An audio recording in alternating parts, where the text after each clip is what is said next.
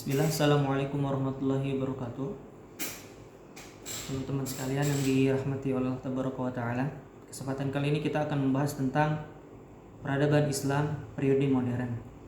Dan saya secara pribadi akan membahas tentang pembaharuan Islam yang terjadi pada periode modern. Pembaharuan Islam yang terjadi pada peradaban Islam periode modern. Jadi ada 3 hal yang akan kita bahas pada kesempatan kali ini. Yang pertama tentang hakikat pembaharuan, kemudian yang kedua tentang tokoh-tokoh pembaharu, kemudian yang ketiga tentang pengaruh dari gagasan-gagasan yang dicuatkan oleh tokoh-tokoh pembaharu tersebut terhadap peradaban Islam periode modern. Jadi 3 season yang akan kita bahas. Oke, teman-teman sekalian, untuk season pertama yaitu tentang hakikat pembaharuan. Pembaharuan diambil dari kata bahasa Arab tajdid, yaitu dari kalimat jaddada yujaddidu tajdidan, dan seorang mujaddid dan seorang pembaharu disebut dengan mujaddid. Nah, maknanya adalah, hakikatnya adalah pembaharuan adalah bukan berarti pembaharuan adalah sesuatu yang baru gitu ya. Seseorang yang datang dengan ide dan gagasan yang baru. Bukan itu yang dimaksud dengan pembaharuan. Pembaharuan adalah menerjemahkan Islam secara rasional sehingga Islam tersebut selaras dengan perkembangan zaman, di mana zaman saat ini sangat berkaitan dengan ilmu pengetahuan dan teknologi. Namun, keselarasan Islam dengan zaman tersebut diacu oleh Al-Quran dan As-Sunnah, di mana Al-Quran dan As-Sunnah sebagai acuan keselarasan antara Islam dan zaman tersebut.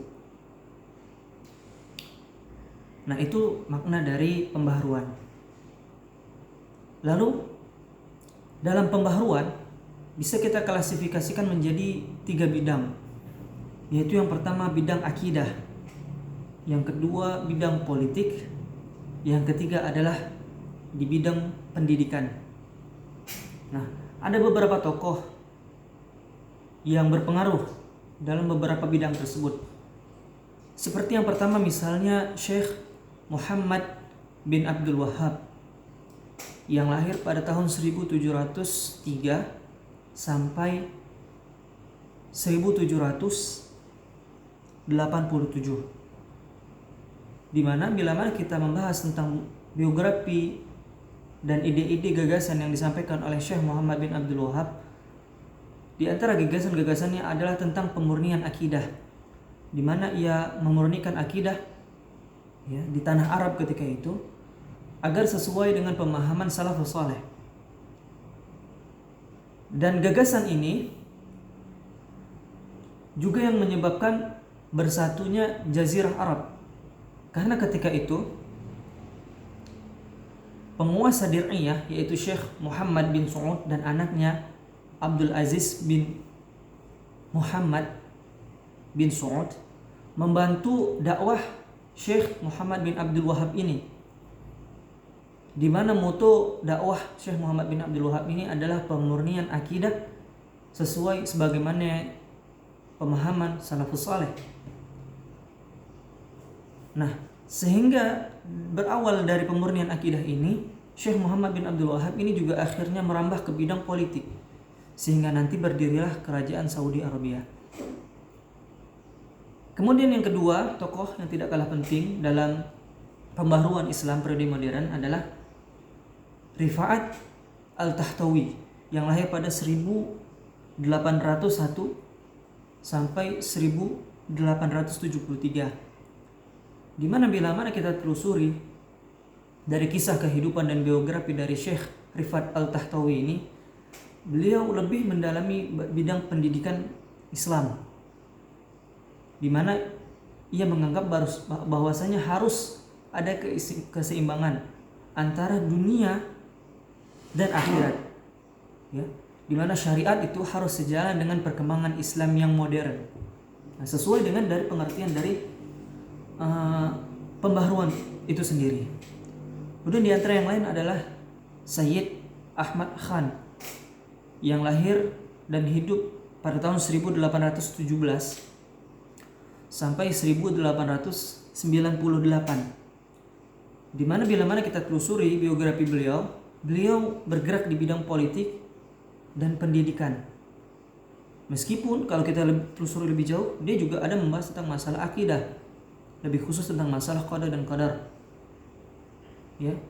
Di mana dalam biografinya Syekh Sayyid Ahmad Khan ini melawan tentara Inggris yang ketika itu sedang menyerang India, yang ingin menguasai India dan menaklukkan kerajaan Mongol ketika itu, sehingga ia berpendapat bahwasanya pentingnya iptek ya, dalam mengarungi kehidupan yang semakin modern, dan hal itu selaras dengan Al-Quran dan hadis Nabi Shallallahu Alaihi Wasallam.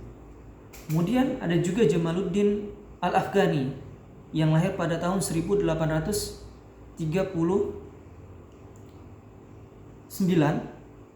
sampai 1897, di mana menurut Syekh Jamaluddin Al-Afghani, beliau sangat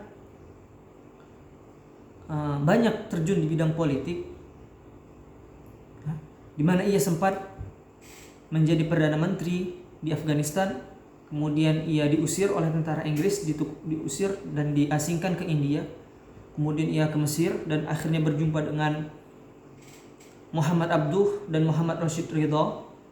Kemudian ia juga sempat ke Paris dan Istanbul, Turki, di mana di beberapa negara-negara tersebut beliau mengembangkan tentang pembaharuan Islam, di mana ya moto dia adalah bagaimana Islam itu bisa selaras dengan perkembangan zaman.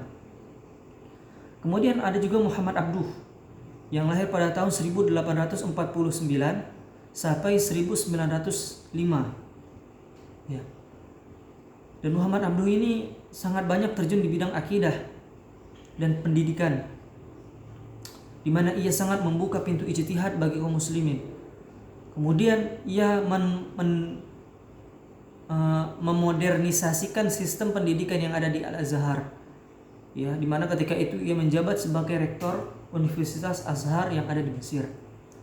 Kemudian Rashid Ridho, yaitu yang lahir pada tahun 1865 sampai 1935, dan beliau adalah murid kesayangan dari Muhammad Abduh dan juga sempat berguru dengan Jamaluddin Al-Afghani. Beliau juga sangat masuk ke dalam akidah, bidang akidah dan pendidikan, di mana ia menolak faham fatalisme atau jabariyah, permasalahan qada dan qadar juga. Dan mungkin kita nanti akan membahas tentang apa kaitannya permasalahan akidah dengan pembaharuan begitu. Kemudian ia juga membuat majalah, menerbitkan majalah yang disebut dengan majalah Al-Manar. Kemudian dari majalah tersebut sampai akhirnya timbul yang namanya Tafsir Al-Manar, di mana tafsir tersebut berisi tentang pemikiran-pemikiran Muhammad Rashid Ridho ini tentang bagaimana Islam harus selaras dengan perkembangan zaman dan teknologi. Kemudian selanjutnya adalah tokoh pembaharu dari Indonesia yang saya nukilkan di dalam kalam saya, yaitu Kiai Haji Ahmad Dahlan, ya, seorang pelopor dari berdirinya organisasi yang disebut dengan Muhammadiyah. Beliau lahir pada tahun 1868 dan meninggal pada tahun 1923. Ya, jadi dari pembahasan Muhammad Syekh Ahmad Dahlan atau dikenal juga dengan Muhammad Darwis ini adalah beliau memberantas tahayul, khurafat dan hal-hal yang tidak ada sandarannya dari Nabi Shallallahu Alaihi Wasallam. Beliau juga sangat terjun dalam bidang pendidikan. Ya, sampai saat ini kita mengetahui begitu banyak sekolah-sekolah yang dibangun oleh organisasi Muhammadiyah. Kemudian yang terakhir adalah Kiai Haji Hashim Asy'ari, ya, yang lahir pada tahun 1871 Hijriah dan meninggal pada tahun 1947 Hijriah. Dan beliau adalah salah satu pelopor dari terbentuknya Nahdlatul Ulama. Sama dengan Syekh Muhammad Darwis atau Ahmad Dahlan tadi, ya, beliau sangat terjun dalam permasalahan akidah dan pendidikan, ya. Beliau punya sekolah yang pesantren, banyak sekali pesantren yang didirikan oleh NU. Salah satunya yang paling lama adalah yang ada di Tebu Ireng gitu ya. Kemudian tentang akidah Asy'ari yang sangat ditekankan di Indonesia. Meskipun Syekh Ahmad Dahlan dan Hasyim Asy'ari ini juga terjun dalam bidang politik sehingga mereka menjadi tokoh nasional. Dan bidang-bidang yang lain seperti tambahan bidang yang saya cantumkan di makalah adalah tentang masalah bidang arsitek, di mana ya khususnya di Timur Tengah ya, arsitektur sangat maju ya, di mana Uni Emirat Arab kemudian Saudi Arabia sangat berkembang saat ini. Kemudian masalah sastra ya sangat berkembang saat ini. Ya, ini efek dari pembaharuan Islam ya. Salah satu ya di antara ya sastrawan yang sangat terkenal adalah Muhammad Iqbal yang ada di Pakistan. Kemudian Mustafa Latif ya, seorang sastrawan. Mustafa Lutfi, sastrawan dari Mesir. Kemudian Muhammad Hussein, sastrawan dari Irak. Kemudian yang ketiga adalah ya, kemudian yang lain adalah kaligrafi ya, di mana kaligrafi juga sangat pesat. Dan mungkin sebagai tambahan saya akan membahas tentang apa kaitannya pembaharuan dengan pemurnian akidah, di mana bila mana kita mendalami tentang pengertian dari pembaharuan itu ya, penulis buku-buku sangat mengedepankan tentang akidah, pemurnian akidah. Apa kaitannya dengan pembaharuan? Jadi teman-teman sekalian yang dirahmati Allah Taala, kaitannya itu sangat erat. Yaitu kaitannya tentang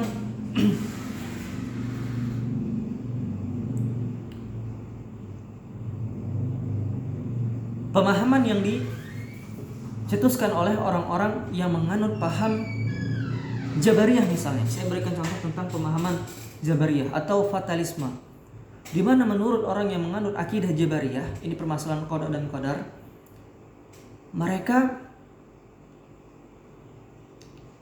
menganggap bahwasannya seseorang hamba takdirnya itu sudah ditentukan oleh Allah Tabaraka wa Ta'ala, sehingga mau tidak mau seorang hamba tersebut ya dengan terpaksa ya melaksanakan takdir yang sudah ditentukan tersebut tanpa ada kemampuan untuk merubah takdir yang sudah ditentukan.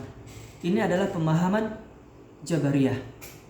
Dan karena orientasi pemahaman ini ya, umat Islam menjadi umat yang stagnan, tidak ada inovasi-inovasi ya.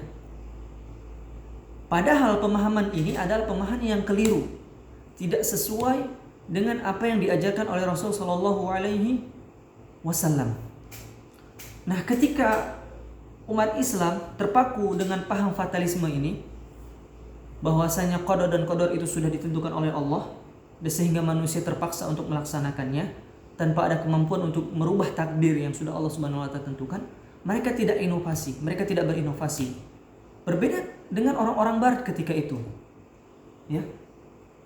Ketika abad 12, ya, ketika Islam hancur di Baghdad, ya, yang ditengarai oleh ya, invasi yang dilakukan oleh tentara Mongol dalam menghancurkan Baghdad sekitar tahun 1258, sehingga ilmu pengetahuan hancur. Kemudian muncul ilmu pengetahuan baru lagi di Spanyol.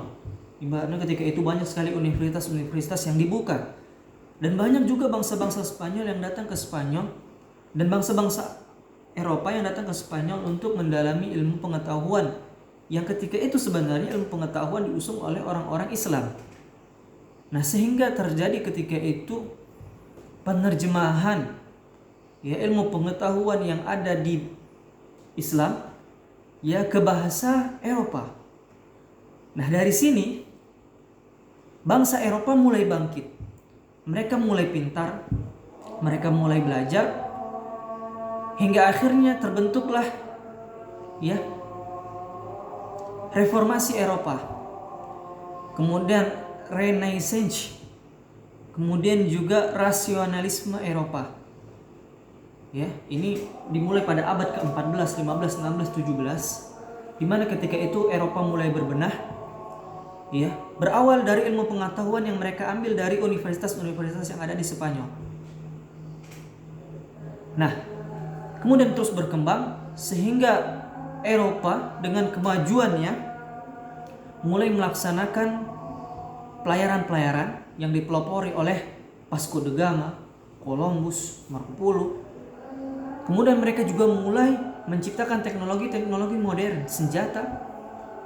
Dan dengan teknologi tersebut mereka mengancam kedaulatan negara Islam yang ketika itu negara Islam sedang disibukkan dengan pemahaman Jabariyah, yaitu bahwasanya Islam itu, qada dan qadar itu sudah ditentukan oleh Allah Tabaraka wa Ta'ala, dan seorang hamba tidak memiliki kemampuan untuk merubah takdir tersebut. Nah, pemahaman ini membuat orang Islam tidak mau berinovasi dan stagnan dengan kehidupan mereka. Nah, dari sinilah para tokoh-tokoh pembaharu mulai menyadarkan umat Islam bahwasanya paham Jabariyah itu adalah paham yang salah. Ya, bahwasanya qada dan qadar itu memang sudah ditentukan oleh Allah Tabaraka wa Ta'ala. Namun kita sebagai hamba, ya, bisa merubah takdir tersebut, ya. Sebagaimana dikatakan oleh para ulama, cara kita merubah takdir tersebut diantaranya dengan doa. Ya, sebagaimana halnya tawakal. Ketika kita bertawakal misalnya, tidak serta-merta kita pasrah tidak melakukan apapun. Tapi dengan tawakal kita melakukan sesuatu hal-hal agar tawakal itu bisa menjadi lebih sempurna. Nah, dari sinilah pembaharuan yang dilakukan oleh tokoh-tokoh dalam bidang akidah, tentang bidang qada dan qadar. Sehingga dengan pembaharuan ini para pembaharu menyadarkan umat Islam bahwasanya kita juga harus berinovasi. Kita juga harus menyongsong perubahan zaman. Ya, kita jangan stagnan dengan kehidupan yang sekarang, tapi bagaimana, ya, ilmu pengetahuan modern yang sangat rasional tersebut kita gabungkan dengan ilmu yang ada dengan sejalan dengan pemahaman Al-Quran dan As-Sunnah. Ya, mungkin ini yang bisa saya sampaikan. Mungkin kalau kurang jelas ada pertanyaan mungkin bisa ditanyakan. Ya, mungkin saya juga kurang bagus dalam menjelaskan begitu. Ya, Assalamualaikum warahmatullahi wabarakatuh.